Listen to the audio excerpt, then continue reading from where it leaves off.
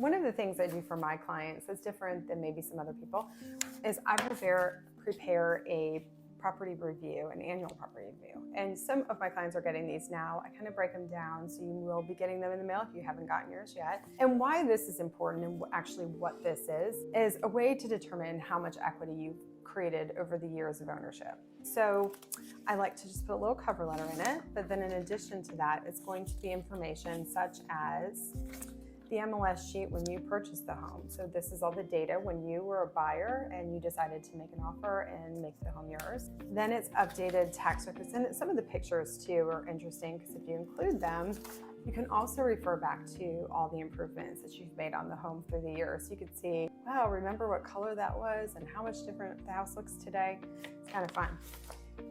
Next, I'll include the tax records and information. So it's good to review this because you can see if there's any inaccuracies in here, like your square footage and what you're being taxed on, and whether you have a homestead exemption and some other indicators and information that's in here as well, like your mortgage balance. It's just good to review and make sure the information's accurate. So this will be part of it.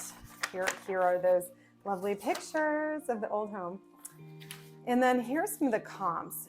So you'll have comps about who's selling in what area, and we'll determine kind of here's where we're stacking and where our values are coming up from. And it's gonna be, these are homes that have sold recently in your area, just a little thumbnail. So if you're curious, you can drive by. And then I'm gonna move on to a CMA. It's a quick CMA. It gives you sold data, what's pending, what's active, what the average sales price are, the days on market, average sales price to list price, closing cost concessions, etc. And it's just a good snapshot of your immediate area. So you're going to typically fall in a range of property and where your values are. We'll also include some market data so you can tell whether the trends are on the incline or decline, and whether or not you have like a high rating of sale. I think there was like a sales trend category, your accuracy, so to speak, and where the overall market's going. So lots of different trend data here to look through, and it's facts and trends, a little market update for quarters and months. So we're going to finish it off with just a summary page of here's your, and in this particular situation, it's just a sample, but here's your perceived, your realized equity over the home ownership that you've had.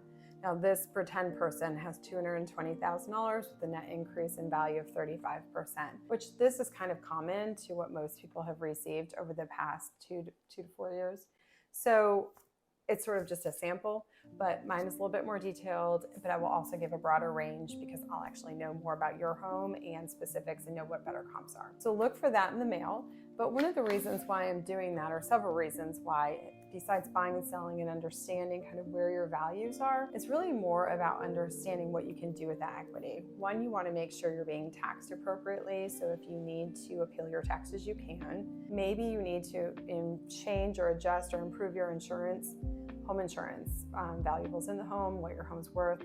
There are several homeowners in the area that are underinsured now because of the home values and how much they've increased. You want to make sure that you have the right coverage for that. Also, if you can tap into your equity, would it be a good time to invest in other things? Investment properties, college, different kind of investments you can take advantage of your equity. So all of those things are good to know what you're actually dealing with in terms of your home's worth.